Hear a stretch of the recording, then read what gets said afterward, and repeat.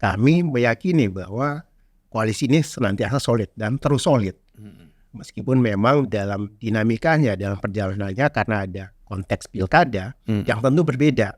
Koalisi Kim pada pilpres dengan pilkada ini kan dua hal yang berbeda. Konfigurasi politiknya berbeda, variabel-variabel politiknya juga berbeda. Karenanya kalau kemudian ada dinamika yang berbeda, ini menjadi suatu kewajaran. Posisi Pak Prabowo saat ini tentu tidak mudah dengan utang luar negeri yang begitu besar, dengan pertumbuhan ekonomi yang belum sesuai harapan, dengan tingkat kemiskinan yang masih tinggi. Tantangan ke depan itu tidak mudah, karenanya butuh sinergi, kolaborasi, dukungan dari semua elemen. Ini menjadi sebuah keniscayaan. Pak Prabowo ini sudah memulai, sering saya katakan Pak Prabowo ingin memulai pemerintahan yang bersih. Kabinetnya dengar-dengar ingin jajakan kabinet entah dari partai entah dari non partai. Ini kan ruang-ruang di mana tadi ada bahwa bangsa ini ditata ulang kembali, ya, yang artinya yang di zaman Pak Jokowi yang bagus dilanjutkan, yang bolong kan diperbaiki. Oleh karena itu saya meyakini dalam konstruksi tadi Partai Demokrat pun kenapa misalkan ada di posisi pemerintahan, karena ingin membangun.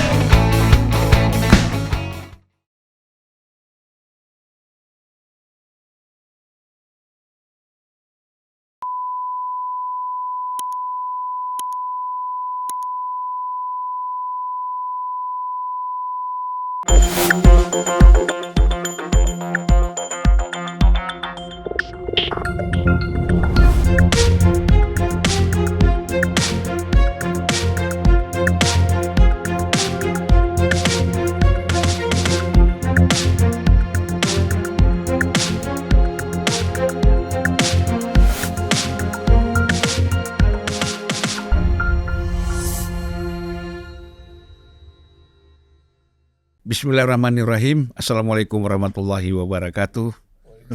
Salam sejahtera buat kita semua. Salam juga bagi seluruh penonton Unpacking Indonesia dimanapun berada. Selamat datang Kang Ujang. Selamat datang, ya kan? Sama-sama Bang. Ya. Makasih nih udah diundang terus. Ya Kamhar, ini Deputi Bapilu ya. Terima kasih Bang. Luar biasa, saya kalau ikutin medsos tuh ada aja Kamhar sama Kang Ujang. Luar biasa. Hah? Kang Ujang apa lagi? Mau podcast sama kita aja masih Zoom sama TV One, Zoom sama Kompas. Bagaimana? Kita nih kedapatan sisa-sisanya aja. Biasa di luar Bang. Ya situasi politik sekarang nih semakin menarik ya. Kita berpikir setelah Pilpres itu agak tenang ya. Tapi ternyata masih saja. Karena memang faktor Jokowi ini memang menarik ya. Pak Jokowi ini memang menarik. Artinya selalu menjadi isu politik ya.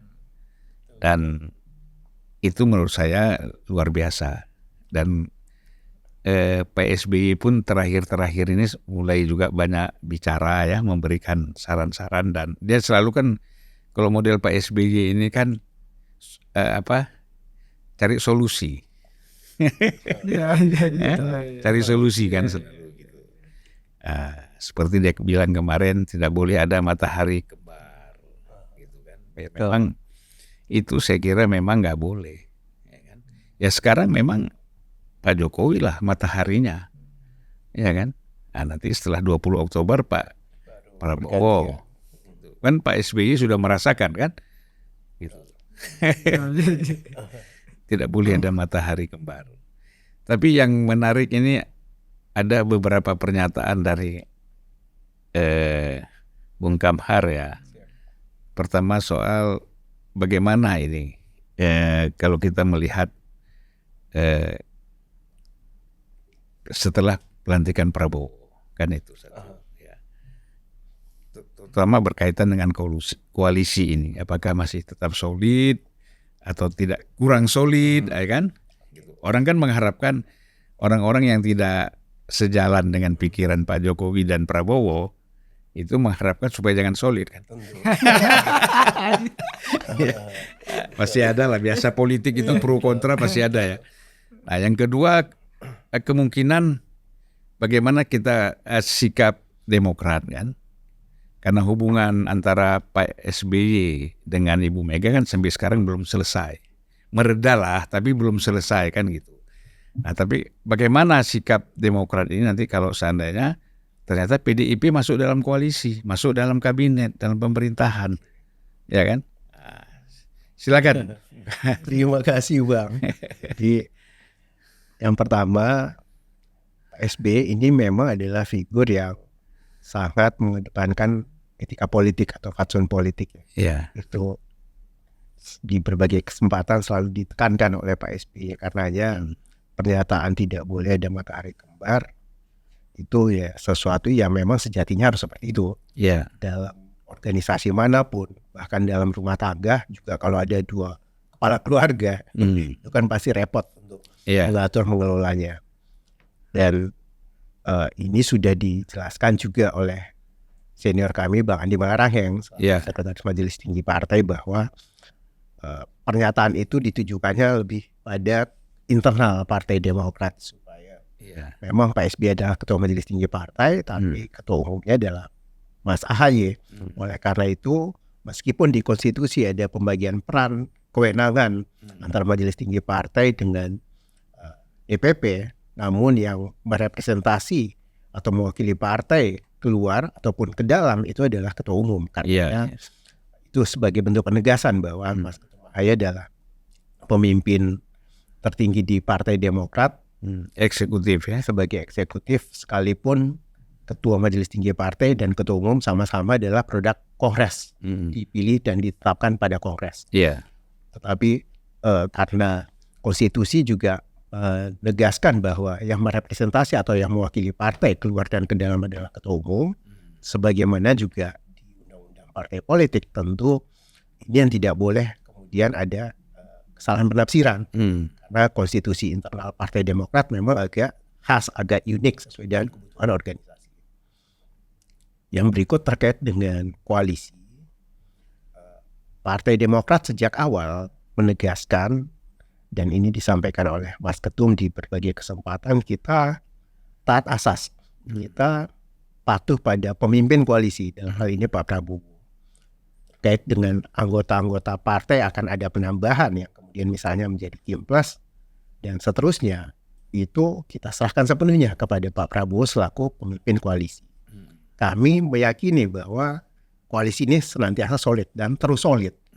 Meskipun memang dalam dinamikanya, dalam perjalanannya karena ada konteks pilkada yang tentu berbeda. Koalisi Kim pada pilpres dengan pilkada ini kan dua hal yang berbeda. Konfigurasi politiknya berbeda, variabel-variabel politiknya juga berbeda. Karenanya kalau kemudian ada dinamika yang berbeda, ini menjadi suatu kewajaran. Dan semua pimpinan partai yang tergabung di Koalisi Indonesia Maju juga menyadari betul bahwa untuk membuat linear antara koalisi pilpres dan koalisi pilkada ini tidak mungkin, karena orientasi dan kepentingannya masing-masing juga berbeda. Sehingga ada kesaling pemahaman kalau kemudian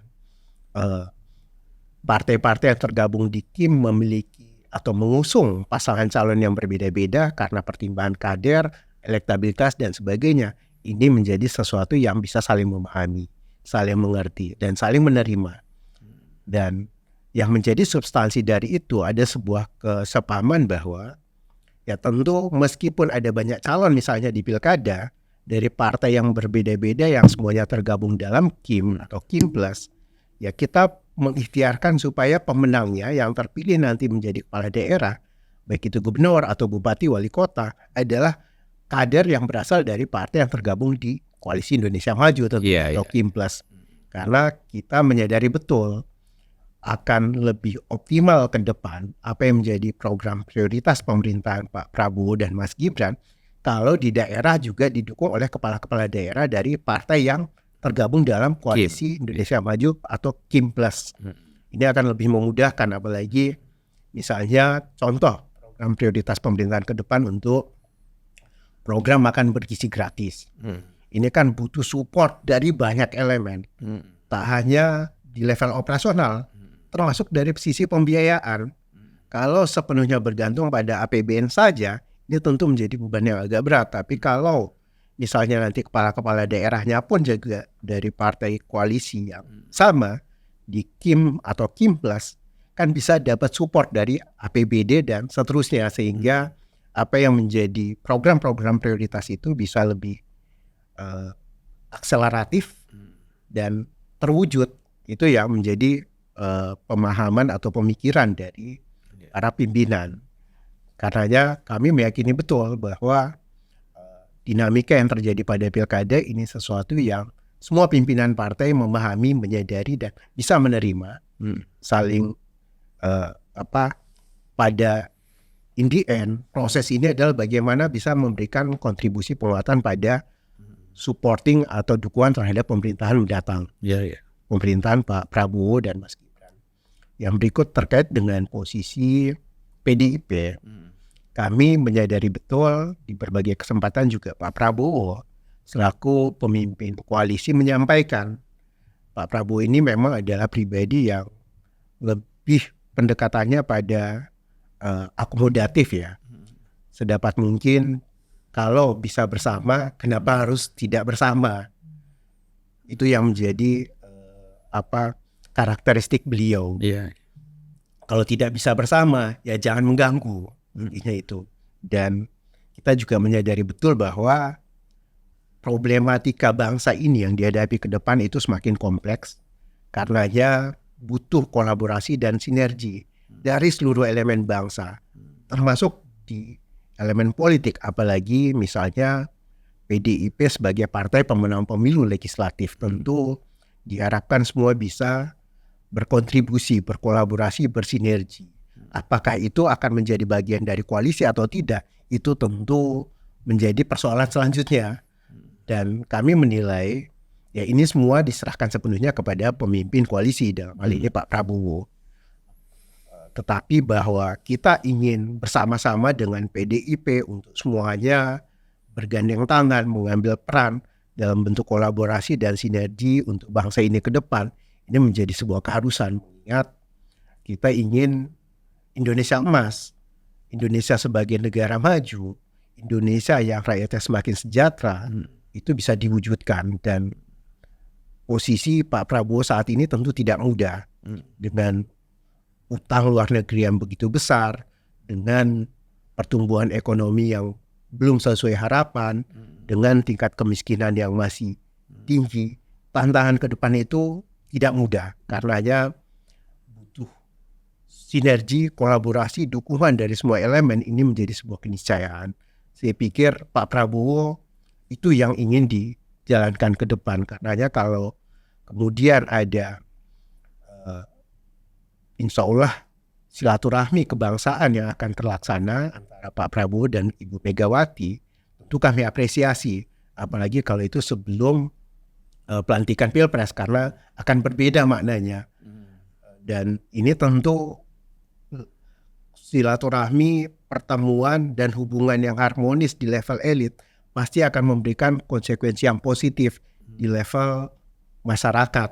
Dan ini akan memberikan sentimen positif, tak hanya secara politik tapi juga dari aspek ekonomi, dari pelaku pasar. Jadi kami merespon ini positif, upaya silaturahmi antara Pak Prabowo dan Ibu Megawati. Demikian Bang. Ya, sekarang ini yang langsung Demokrat ya mencalonkan gubernur di mana aja? Kader-kader utama Partai Demokrat, Kalau Sulteng kalau nggak salah ya. Sulawesi Tengah ada Pak Anwar Hafid, Ya. Sulawesi Utara ada Pak Eli Lasut, kemudian sebagai calon wakil gubernur ada di Jawa Timur Kang Emil, Mas Emil Dardak, Ya, ketua DPD Demokrat. Demokrat Jawa Timur. Kemudian di Sumatera Selatan sebagai calon wakil Ci Ujang, kemudian ada Bung Michael Watimena di Maluku sebagai calon wakil gubernur. Kita juga punya Abdul Fahri Umlati di Papua Barat Daya, ketua DPD Demokrat, mantan saat ini masih menjabat sebagai Bupati Raja Ampat, periode kedua. Boleh cerita Calon Raja gubernur. kapan-kapan diundang ke Raja Ya, Ampat. nanti kita sampaikan Bang. Itu di Kalimantan Tengah kita juga ketua DPD-nya sebagai calon gubernur, wakilnya dari PDIP. Kita koalisi dengan PDIP juga ada di beberapa provinsi, termasuk Sulawesi Tenggara. Pak Lukman Abu Nawas sebagai calon gubernur, ketua PDIP Sulawesi Tenggara, wakilnya Pak Laude Ida yang saat ini Laude Ida menjadi kader Partai Demokrat. maju di Sulawesi Tenggara sebagai calon wakil gubernur. tahu saya bekas anggota DPD yang vokal ya. Betul. Jadi di konfigurasi koalisi pilkada kita dengan Kim iya, juga dengan PDIP juga iya. Jadi cair, secara relatif itu cair. Ya soal pribadi jangan dibawa persoal bangsa dan negara ya. Jadi, kan siapapun gubernurnya kalau bisa dari Kim atau Kim Plus. Iya. Ya saya kira semuanya mencair lah ya. Kecuali orang-orang yang tidak ingin adanya persatuan dan kesatuan kita. Ya kan? Kalau partai politik kan semuanya ingin bersatu. Kang Ujang bagaimana melihat ini? Ya, saya sih melihatnya positif, Bang. Ketika misalkan Pak SBY bertemu dengan Pak Prabowo, kan, lalu bertemu dengan Pak Jokowi, kan. Dan saya sih melihat begini, Bang, kita terlalu lama berdiskusi yang tidak produktif gitu. Artinya berdiskusi konflik lagi, membahas yang menurut saya yang harus kita kedepankan substansi nih, ke depan gitu. Kita terlalu banyak dimain di cover, di casing, atau di politik. Kalau kita bahas kemarin dengan Bang Nyarwi kan yang remeh-temeh. Nah, sudah mulai harus bergerak ke depan ini menjalin sebuah rekonsiliasi besar yang harus melibatkan tokoh bangsa. Tadi ada Pak SBY, ada Pak Prabowo, ada Ibu Megawati, ada Pak Jokowi. Kenapa ini tidak dibangun gitu loh? Selama ini kita tadi publik ditontonkan ya dengan perdebatan konflik yang tidak perlu itu. Nah, bagaimana sekarang? Dan konflik itu juga belum tentu ada. Nah, itu betul Bang. Akhirnya kan narasi yang dibangun. Oleh karena itu menurut hemat saya sudah mulai dipikirkan rancang bangun ya konstruksi politik kebangsaan ke depan. Saya percaya beliau-beliau ini semua, Ibu Megawati, Pak SBY, Pak Jokowi, Pak Prabowo katakanlah presiden terpilih, adalah tokoh-tokoh bangsa yang menurut bisa menjadi contoh dan panutan bagi seluruh anak bangsa. Mengapa ketika misalkan bangsa ini butuh percepatan pembangunan gitu ya, kenapa kita tidak mulai dari titik awal 2024 ini untuk sama-sama tadi yang mohon maaf yang terluka sudah mulai harus lukanya disembuhkan, dikeringkan gitu kan. Yang sakit hatinya sudah mulai juga harus mulai ya memaafkan. Nah ini yang repotnya kan tadinya tidak punya apa-apa terus sakit hati. Nah itu yang menjadi persoalan Bang. Nah oleh karena itu saya meyakini, saya selalu mengatakan di banyak televisi, kenapa tidak untuk bangsa Indonesia, untuk tadi kata Bang Julwan, untuk persatuan, untuk kesatuan bangsa ke depan, maka sudah mulai merajut komunikasi politik itu. Nah saya meyakini Bang, saya selalu husnudon dari dulu. Ketika orang lain misalkan pesimis atas bangsa, kita optimis. Ketika orang lain misalkan selalu memainkan politik yang berujung kepada tadi narasi-narasi negatif ya, kita bangun narasi positif. Kita misalkan orang tadi tidak bersepakat dengan pertemuan antar elit tokoh gitu, kita bersepakat. Oleh karena itu kenapa kita ini terlalu tadi ya berpikir ke belakang. Nah mestinya yang lalu itu ditutup. Ya kita mulai bergerak ke depan. Nah Pak Prabowo ini sudah memulai. Sering saya katakan Pak Prabowo ingin memulai pemerintahan yang bersih. Kabinetnya dengar-dengar ingin jaga kabinet entah dari partai entah dari non partai. Ini kan ruang-ruang di mana tadi ada bahwa bangsa ini ditata ulang kembali ya, yang artinya yang di zaman Pak Jokowi yang bagus dilanjutkan, yang bolong kan diperbaiki. Oleh karena itu saya meyakini dalam konstruksi tadi Partai Demokrat pun kenapa misalkan ada di posisi pemerintahan, karena ingin membangun. Saya yakin, dan Bang Julpan mengatakan juga tadi berdiskusi Bang di belakang layar, ya ingin menang, terhormat, dan dalam konteks itu bisa berkontribusi untuk bangsa. Nah oleh karena itu saya meyakini ketika Partai Demokrat ada di tengah, di ujung pemerintahan Pak Jokowi masuk koalisi, lalu di awal masuk dengan Pak Prabowo, ini juga menjadi bagian daripada Partai Demokrat untuk bisa merekolasi menata ulang bangsa ini. Dan saya percaya dengan tadi ketokohan Pak SBY, ketokohan Pak AHY yang mulai muncul gitu ya, untuk tadi bahwa ternyata kita banyak stok-stok pemimpin bangsa ke depan gitu loh Bang. Nah ini kan harus dibuka ruang dialog, dibuka ruang bersilaturahmi untuk bahwa ya sudah, yang lama ya sudah, yang depan kita mulai. Tapi Kang Ujang gini, saya ingin Boleh, Pak. mungkin minta pendapat Kang Ujang. Ini kan begini, kalau kita tanya kepada orang-orang yang mengkritik Pak Jokowi, terutama dengan nada keras, gitu kan, katanya ini kita memperingatkan Pak Jokowi, sekaligus juga memberi warning kepada Pak Prabowo. Nah, kalau menurut saya, kan saya nggak tahu pendapat Kang Ujang ya. Kalau menurut saya kayak warning ke Pak Prabowo, sampein aja langsung, ngapain lewat hantar Pak Jokowi. Iya. Kan gitu. Satu itu Pak Kang Ujang. Kedua, ada kekhawatiran kalau terjadi apa-apa, bahkan ada orang mengharapkan Pak Prabowo ini pendek umur, ya kan? Dalam persepsi ya, bukan mengharapkan mendoakan pendek umur, tapi mereka berimajinasi, berhalusinasi lah, mengatakan bahwa kalau Prabowo meninggal, ini kan otomatis Gibran menjadi presiden. Nah ini kan mereka nggak mau kan ini, karena ada dasar kebencian kepada Pak Jokowi dan pada keluarga. Nah ini kan mengharapkan Pak Prabowo pendek umur kan gitu. Nggak boleh juga. Nggak boleh juga kan dalam agama. Gimana Kang Ujang? Ya, yang pertama Bang, kalau kita bicara soal menghantam Pak Jokowi, mengingatkan Pak Prabowo, saya sih begini, saya ini termasuk kritikus 8 tahun mengkritik Pak Jokowi. Hampir, mohon maaf, ya selama saya penuh jadi pengamat selalu kritis. Dan dalam konteks negara demokrasi, kubu istana tidak ada masalah dengan kritikan itu. Iya. Tetapi persoalannya adalah ketika kritikan itu sudah tidak objektif. Ya ini yang menjadi problem Bang. Ini yang menjadi apalagi dengan caci maki. Nah, caci maki dengan fitnah, kan lalu menuduh. Ini kan tidak. Nah, coba bisa Abang cek semua narasi yang saya bangun gitu ya, pernyataan di media, tidak ada saya caci maki. Nah, ini misalnya ini menunjukkan kepada publik kita mengkritik pemerintah, kebijakannya, bukan personalnya, bukan orangnya. Misalkan itu mohon maaf gitu kurus gitu. Ini mohon maaf gitu bodoh mohon maaf sekali lagi tolol, bukan. Yang dikritik adalah kebijakannya, apa yang kurang, apa yang minus, apa yang harus diperbaiki. Nah ini, oleh karena itu saya meyakini selama tadi kritik itu dibangun dengan konstruktif, maka sejatinya ya kita pun jadi pengamat yang betul-betul bisa berkontribusi. Nah itu kan Kang Ujang. Nah satu tadi kita jawab yang Bang Julpan. Itu kan kritik-kritik positif tadi. Itu kan karena berpikir dengan akal sehat. Tapi kalau dibangun dengan pikiran kebencian kan. Nah itu problemnya.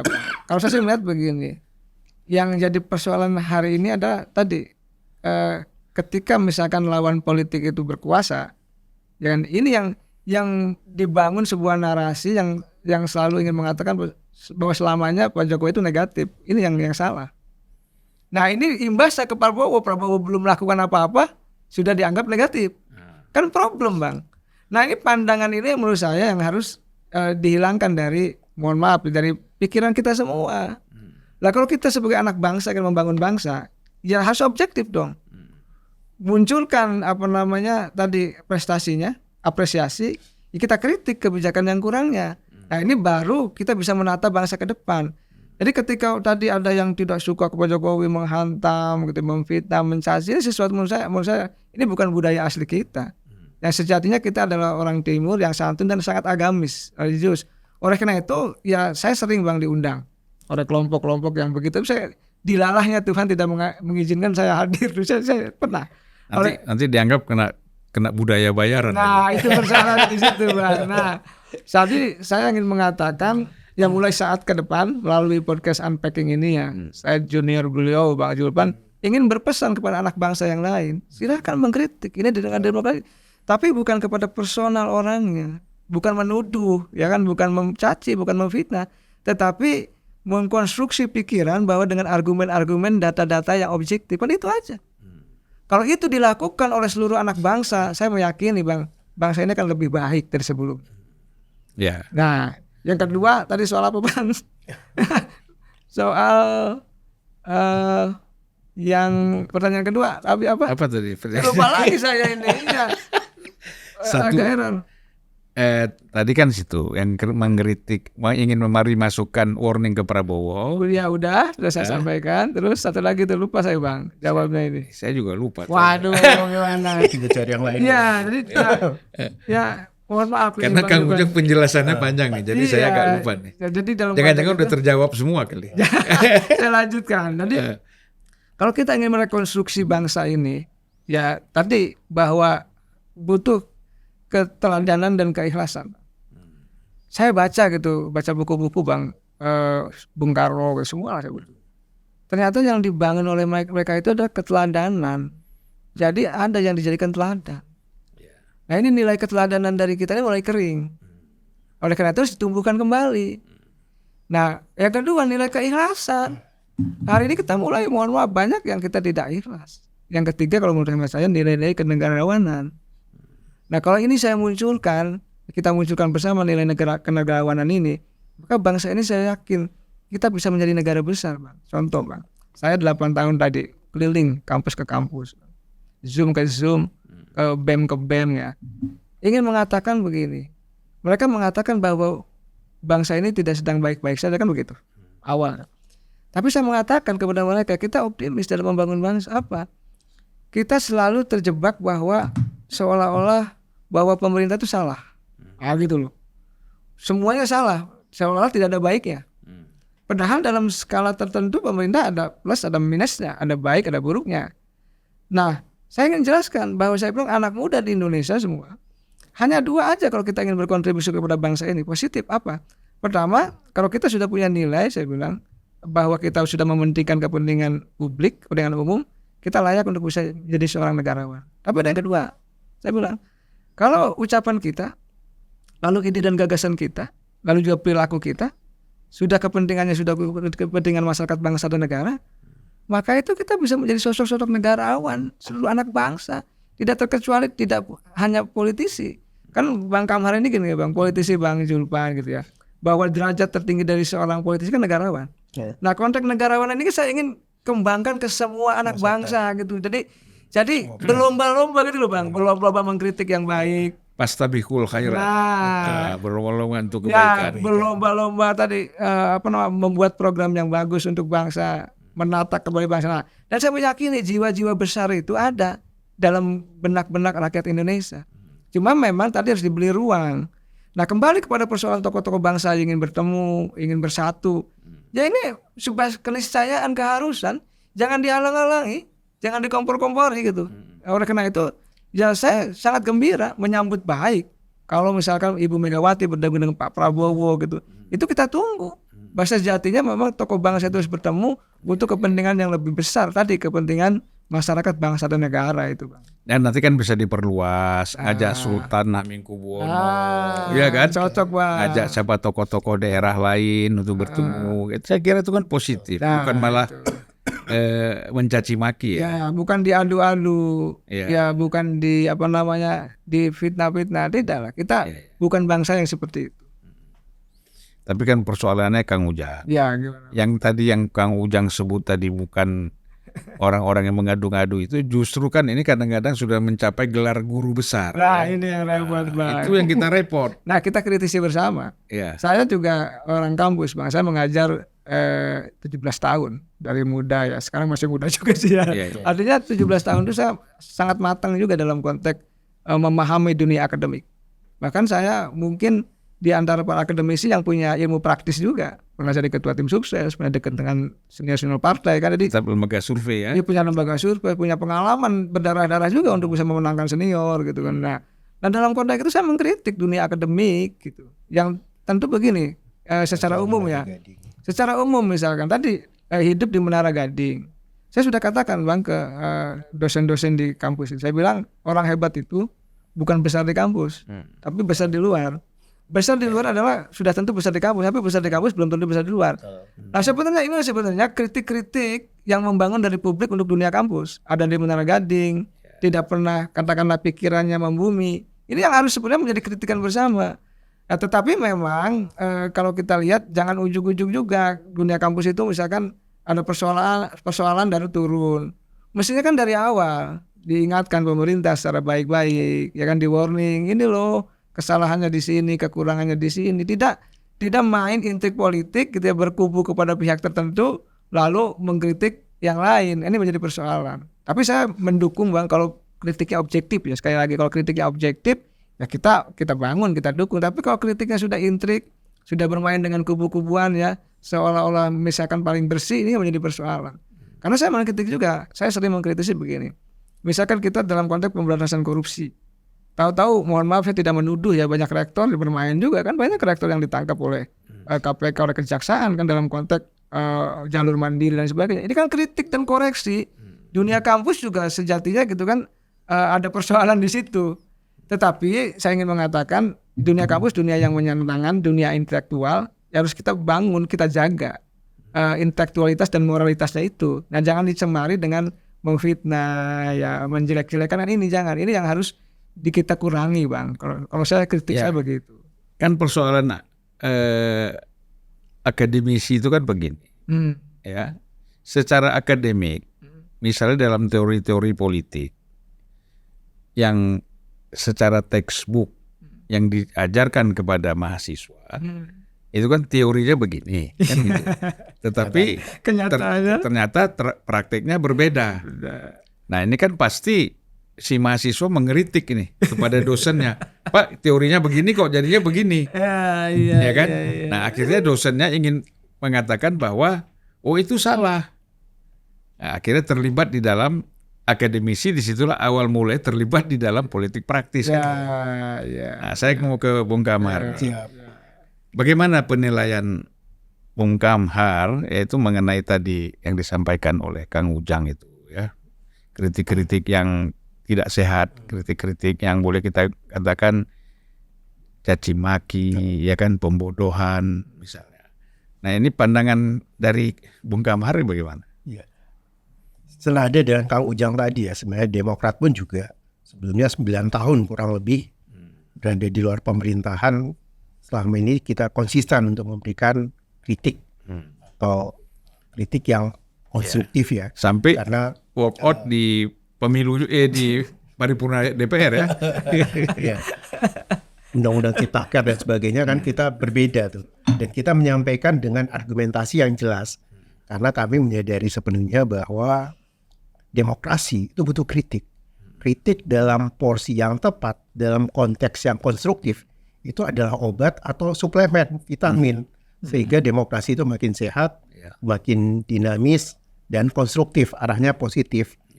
Sebaliknya kalau kritik seperti yang disampaikan Kang Ujang tadi dilandasi oleh kebencian, ketidaksukaan dalam bentuk wujudnya fitnah dan sebagainya, ini kan menjadi patologis, menjadi penyakit dalam demokrasi. Kita tidak ingin itu tentunya. Dan dalam konteks dinamika politik kekinian di mana saat ini kita saksikan bersama semua elit-elit kita tengah berikhtiar untuk membangun silaturahmi satu dengan yang lain. Pak Prabowo kemarin bertemu Pak Jokowi, sebelumnya Pak SBY bertemu dengan Pak Jokowi, sebelumnya kemudian bertemu Pak Prabowo, kemudian juga nanti insya Allah dalam waktu dekat kalau Ibu Megawati bertemu dengan Pak Prabowo. Ini semua adalah dinamika yang positif dan kami meyakini betul bahwa semua figur-figur ini, tokoh-tokoh bangsa ini adalah patriot. Semuanya adalah orang-orang yang akan menempatkan kepentingan bangsa dan negara sebagai yang utama dan diutamakan. Apapun latar belakang partai politiknya, apapun capaiannya pada saat pemilu, tapi kalau sudah bicara kepentingan bangsa, negara, rakyat, saya meyakini betul semua mereka ini pasti punya komitmen yang sama tingginya, punya dedikasi yang sama besarnya. Oleh karena itu saya setuju tadi sama Kang Ujang, ya, mempresentasikan nilai-nilai positif ini yang terpenting kepada semua elemen, termasuk saya juga setuju bahwa patriotisme atau menempatkan kepentingan bangsa dan negara sebagai sesuatu yang ditempatkan di atas, Ya. itu tidak hanya di politik, di semua dimensi atau sektor-sektor tempat kita untuk berkiprah, itu baik itu di bisnis, baik sebagai akademisi atau sebagai praktisi dan seterusnya, di ruang bidang manapun itu bisa untuk dikontribusikan kepada kepentingan yang lebih besar, kepentingan bangsa, negara, kepentingan umat, dan seterusnya. Artinya, yang terpenting adalah bagaimana kita membangun kesadaran ini, menginfluence semua pihak, generasi muda, dan seterusnya, milenial, zilenial, dan seterusnya, untuk lebih peka, lebih peduli pada kepentingan yang di luar konteks kepentingan dirinya saja. Termasuk tadi yang disampaikan Kang Ujang terkait dengan peran dan posisi strategis kampus, ya. Menurut kami yang terpenting itu adalah merekontekstualisasi sehingga menjadi relevan. Karena apapun yang ideal di ideal itu kalau tidak kontekstual atau tidak relevan, ya itu nothing. Ikhtiar yang harus kita lakukan itu di situ, menjembatani antara hope dan realita tadi, menuju, kalau istilah Bang Zulfan dulu, sintesa baru, sehingga mewujudkan masyarakat adil makmur itu bukan sesuatu yang mustahil. Mewujudkan Indonesia yang demokratis, adil, rakyatnya sejahtera, ya ini adalah sebuah imperatif yang sebagaimana dulu dicita-citakan oleh para pendiri bangsa. Ini mungkin diwujudkan, sangat mungkin bisa diwujudkan. Dan saat ini kita punya sumber daya yang memadai untuk itu, baik dari sisi tokoh-tokoh bangsa, dari sisi akademisi, dari sisi praktisi, profesional, dan sebagainya. Kita punya semua itu. Tinggal memang yang terpenting ke depan ini sekaligus menjadi tantangan. Dan kami meyakini Pak Prabowo insya Allah punya kemampuan untuk memanage dari sisi manajemen dan manajerialnya, bagaimana semua potensi-potensi tadi yang saat ini mungkin sebagian masih menjadi debt capital bisa dikelola, direpresentasikan menjadi life capital untuk menuju Indonesia maju itu, untuk memberikan kesejahteraan kepada semua, untuk memberikan kemanfaatan kepada semua. Pandangan kami seperti itu. Ya, saya kira kita bisa mengambil pengalaman dari Pak SBY ya. 2014 itu kan terus terang saja situasi akan menjadi chaos dan kacau. Tetapi kan waktu itu Pak Jokowi datang ke Pak SBY setelah pada saat menjelang penghitungan suara 2014. Kemudian besoknya Pak Prabowo juga datang kepada Pak SBY, ya kan? Artinya apa? Pak SBY itu memberikan satu jalan, ya sudah kita tunggu saja. Pokoknya terimalah, legowo, siapapun yang menang kan gitu. Nah ini yang kedua, dalam situasi seperti ini, saya mendapat kabar bahwa Pak SBY ini kan mendapatkan tugas dari PBB untuk pemberantasan malaria. Ya, pembatasan malaria. Ya artinya dia kan merasa, wah, tidak karena dapat tugas dari PBB terus mau jalan sendiri. Tapi kan beliau tetap melakukan soan kepada Pak Jokowi, melapor, ya kan, sebagai presiden dapat tugas ini dari PBB, ke Pak Prabowo juga seperti itu. Jadi banyak orang bilang, kalau ada orang lain misalnya, ngapain lapor ke Pak Jokowi, dia kan tinggal sebulan lagi, nggak penting itu.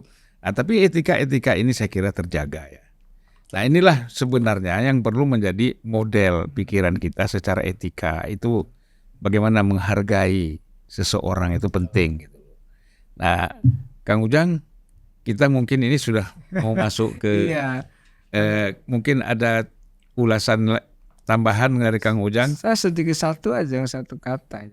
Ya kita mulai bangsa ini menata lebih baik lagi. Kapan lagi? Apa kita menunggu 5 tahun lagi? Ini saatnya untuk bersatu, untuk meneguhkan kebangsaan kita. Dan itu kita mulai dari unpacking ini. Jadi diskusi ini menurut saya unpacking ini maksudnya bukan podcast ini, mulai membuka gitu. Ya, jadi menarik. Saya rasa menarik Bang apa yang kita diskusikan ini menjadi bahan renungan kita semua sebagai anak Ya, bangsa. saya ada pertanyaan. Menurut Ya. Kang Ujang, seberapa jauh pengaruh? Kan kita tadi kan ada satu misi dan visi kita, Ya. bagaimana menyatukan satu bangsa ini. Pikiran-pikiran tokoh-tokoh nasional kita itu bersatu untuk berpikir Indonesia ke depan. Tetapi kan di lain pihak ada saja orang yang memang mengganggu. Ya kan, kita tidak usah sebut orangnya, ya kan, tapi mungkin masyarakat sudah tahu siapa itu orang-orangnya. Karena selalu ngomong di medsos dan lain-lain, bahkan ada ceritanya agak hoax juga kan. Nah, menurut Kang Ujang, sejauh mana pengaruh orang-orang ini terhadap upaya tadi untuk berpikir positif dan membangun bangsa ini ke depan? Kalau saya gini Bang, kalau narasi kekuatan positifnya lebih dominan, lebih bagus ya. Jadi narasi silaturahmi, narasi kebangsaan, narasi membangun peradaban politik yang lebih baik itu lebih dominan, dan itu terus keseharian kita membangun narasi ini. Makanya lambat laun hal-hal yang tadi caci maki, fitnah, serangan itu akan makin minim. Saya yakin. Tapi kalau ini ruang tadi ya, ruang publik itu tidak diisi dengan narasi positif, dengan narasi kebangsaan, maka akan semakin besar narasi negatif ini. Saya meyakini, oleh karena itu ya tugas kita bersama, Bang Zulpan, Bang Kamhar, pada politik kita, saya akademisi kan, untuk membangun narasi positif ini, untuk meyakinkan rakyat Indonesia bahwa bangsa ini bisa besar, bisa maju. Kita tidak mau tadi terpengaruh oleh hal-hal negatif itu.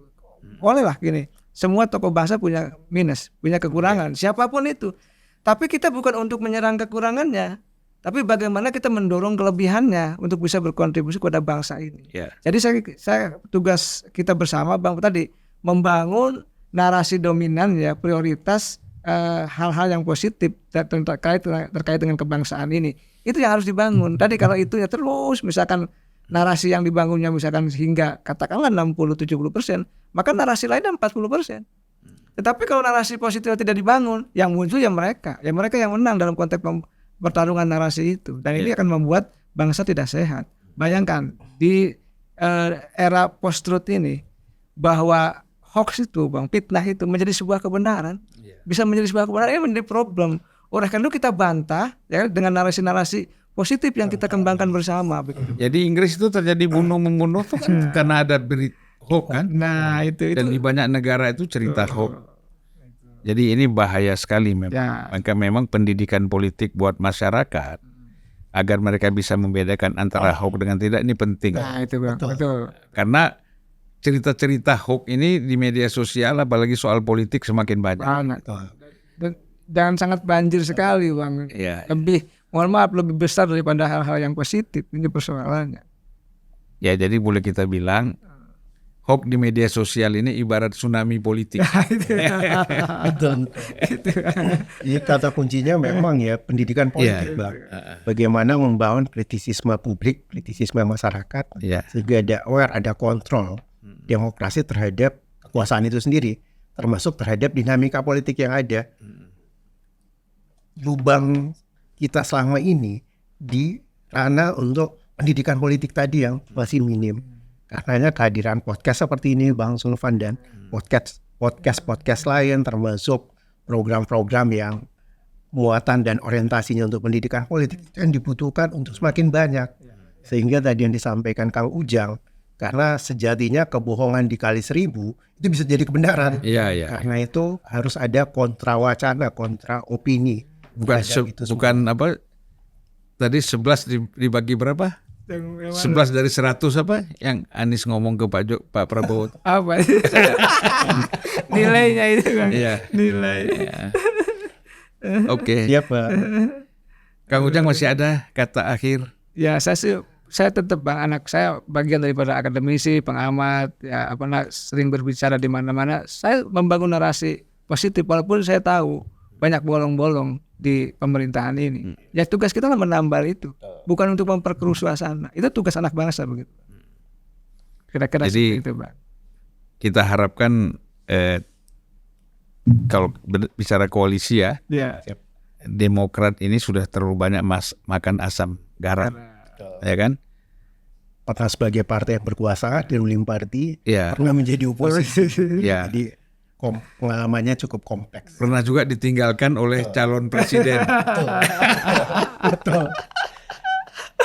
Ya, ya baik, Bung Kamhar, Kang Ujang, Siap, terima Pak. kasih banyak atas Terima kasih. kehadirannya. Mudah Sama-sama. kita bisa ngobrol lagi di waktu yang Siap, lain, siap. ya. Sangat menarik. Dan kita cari topik-topik yang memang menarik untuk kepentingan bangsa dan negara kita ke Siap, depan. Siap. Terima kasih atas kehadirannya. Assalamualaikum warahmatullahi wabarakatuh.